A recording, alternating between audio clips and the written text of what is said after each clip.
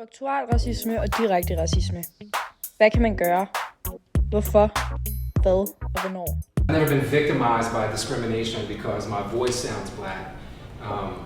But that's probably because interviews are done in person. I dag vil jeg snakke om racisme og hvad forskellen er på strukturel racisme og direkte racisme.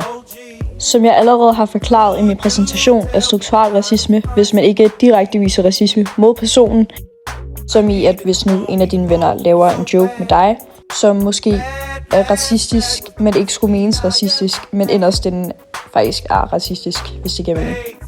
Og hvor direkte racisme er, hvis man for eksempel råber grimme navne eller laver hate crimes til eller foran folk. Denne mand, som vi så her, lavede faktisk lidt strukturel racisme, siden han lavede en lille kommentar om, at han aldrig var blevet diskrimineret af hans stemme, fordi den lyder mørk. Men hvis at nu han havde sin jobsamtaler over telefonen, ville han nok ikke få de jobs, som han havde nu. Racismen har været et meget slemt problem i mange år, men heldigvis har racismen aldrig været lavere end i dag, og den bliver kun lavere med hver dag, der går. Hate crimes, det er forfærdeligt og har været der i meget lang tid.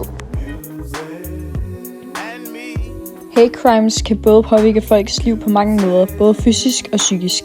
En hate crime er motiveret had mod folks baggrund og udvikler sig hurtigt til et slagsmål. Der er også nogen, der har været så uheldige at blive lammet i hele kroppen af det.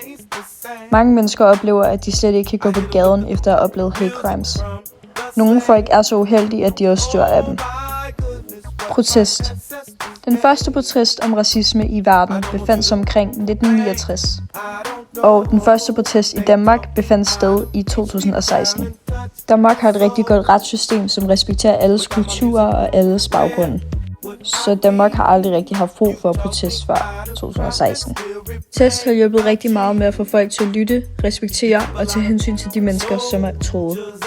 Man kan ikke altid regne med, at protesterne er sikkert. Selvom man ikke altid kan regne med, at protesterne ikke er sikre, så er det hjulpet folk med ikke at blive nedtrykt i deres hverdag.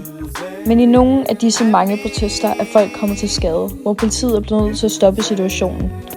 Men mange har ment, det tit er politiets skyld. Så mange gange så går protesterne hen og bliver voldelige imod politiet, som tvinger politiet til at trække deres pistoler ud eller køre folk over. Og når jeg mener køre folk over, så er det som i køre lige ud, fordi at folk står i vejen. I dag er vi meget heldige, siden at miljøet har ændret sig meget. Vi er dog stadig uheldige og har masser af strukturel racisme og hate crimes i dag. Mange folk bliver stadig overfaldt på gaden i USA. Men heldigvis så er det blevet meget sikrere, end det var for nogle år siden. Og det var dokumentaren om racismen, strukturel racisme og meget mere. Slut.